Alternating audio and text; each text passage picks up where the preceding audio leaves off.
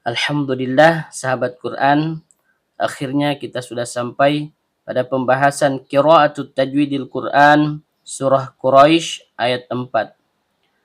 A'udzu billahi minasy syaithanir rajim. Alladzi at'amahum min ju'in wa amanahum min khauf. Terdapat hamzah wasol yang terbaca a karena kita memulai bacaan atau ibtida.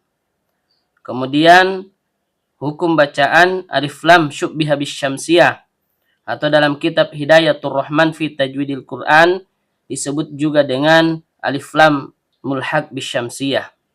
Lam ujung lidah bertemu dengan langit-langit bagian depan. Dal ujung lidah bertemu dengan ujung gigi seri atas. Karena dalnya berharokat kasroh diikuti ya sukun yang keluar dari tengah lidah naik memantul ke langit-langit, maka seharusnya terjadi mad tabi'i. Tapi karena dia bertemu dengan hamzah berbentuk alif atau hamzah kotok yang keluar dari tenggorokan bagian bawah di lain kalimat, maka yang terjadi adalah mad jaiz mufasil. Panjangnya ada yang pakai 2, dan kita di Indonesia karena memakai jalur asy-syatibi sehingga panjangnya 4 harokat. Dan setiap panjang keluar dari rongga mulut. Kemudian to, ujung lidah bertemu dengan pangkal gigi seri atas. Karena to-nya berharokat sukun dan berada di antara 2 huruf hidup, maka hukum bacaannya qalqalah sugro, bunyi pantulannya kecil. Ain tenggorokan bagian tengah, mim huruf bibir, ha tenggorokan bagian bawah. Kemudian di sini terdapat 2 huruf mim yang keluar dari bibir dan mim yang pertama sukun bertemu dengan mim yang kedua hidup, maka di sini terjadi hukum bacaan idgham misli atau idgham mimi. Cara bacanya dilebur disertai dengung dan setiap dengung keluar dari hidung. Nun ujung lidah bertemu dengan langit-langit bagian tengah.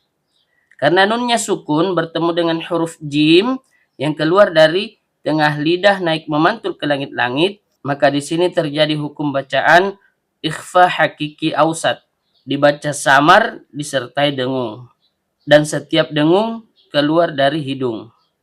Untuk ikhfa hakiki ini termasuk gunnah aridhah ya.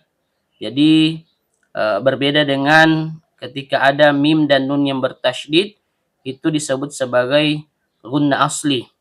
Karena jimnya berharokat dhammah diikuti waw sukun yang keluar dari bibir, maka terjadi hukum bacaan mad tabi'i, panjang 2 harokat dan setiap panjang keluar dari rongga mulut. Ain tenggorokan bagian tengah. Karena ainnya berharokat tanwin yaitu kasroh tain bertemu dengan huruf waw yang keluar dari bibir, maka di sini terjadi hukum bacaan idgham bi gunnah, dibaca lebur disertai dengung dan setiap dengung keluar dari hidung. Kemudian di sini terdapat tanda wasol yaitu lam alif yang disebut dengan waqaf mamnu, artinya dilarang berhenti.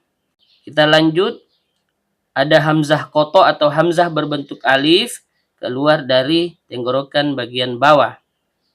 Kemudian karena hamzahnya berharokat fathah berdiri atau fathah panjang, maka terjadi hukum bacaan mad badal, panjang 2 harokat dan setiap panjang keluar dari rongga mulut. Mim huruf bibir, nun ujung lidah bertemu dengan langit-langit bagian tengah. Ha tenggorokan bagian bawah. Kembali lagi, di sini terdapat 2 huruf mim yang keluar dari bibir. Mim yang pertama sukun dan yang kedua hidup, maka kembali terjadi hukum bacaan idgham misli atau idgham mimi. Cara bacanya dilebur disertai dengung dan setiap dengung keluar dari hidung. Nun ujung lidah bertemu dengan langit-langit bagian tengah. Karena nunnya sukun bertemu dengan huruf kha yang keluar dari tenggorokan bagian atas, maka di sini terjadi hukum bacaan izhar halqi. Artinya nun sukunnya dibaca jelas tanpa dengung. Kenapa disebut sebagai idhar halqi? Karena dia bertemu dengan huruf tenggorokan, huruf halqi. Kemudian karena khoknya berharokat fathah diikuti waw sukun yang keluar dari bibir, maka seharusnya terjadi bacaan lin. Tapi karena dia bertemu dengan huruf fa yang keluar dari bibir, yaitu perut bibir bawah bertemu dengan ujung gigi seri atas, kemudian fa-nya hidup, tapi kita sukunkan karena kita berwaqaf atau berhenti, maka yang terjadi di sini adalah madlin. Panjangnya boleh 2, boleh 4 sampai 6 harokat. Dan setiap panjang keluar dari rongga mulut. Saya kira cukup pembahasan qiraatut tajwidil Quran pada surah Quraisy ayat 4. Dan alhamdulillah akhirnya selesai lagi penjelasan qiraatut tajwidil Quran pada surah Quraisy ayat pertama sampai ayat 4. Kembali lagi kami sampaikan kepada sahabat Quran yang ingin menguasai makharijul huruf, ilmu tajwid, bahkan sampai goribul Quran dan pembahasan sifat-sifat huruf, maka sahabat Quran bisa mengikuti sertifikasi Quran nasional metode Akbariyah, baik kelas online maupun kelas offline. Untuk kelas online, insya Allah hanya 5-10 kali pertemuan kita telah membahas secara keseluruhan materi-materi yang ada pada buku metode Akbariyah. Kemudian untuk kelas offline, insya Allah hanya 2 hari full pertemuan, kita juga telah membahas secara keseluruhan semua materi yang ada pada buku metode Akbariyah. Sekian, wassalamualaikum warahmatullahi wabarakatuh.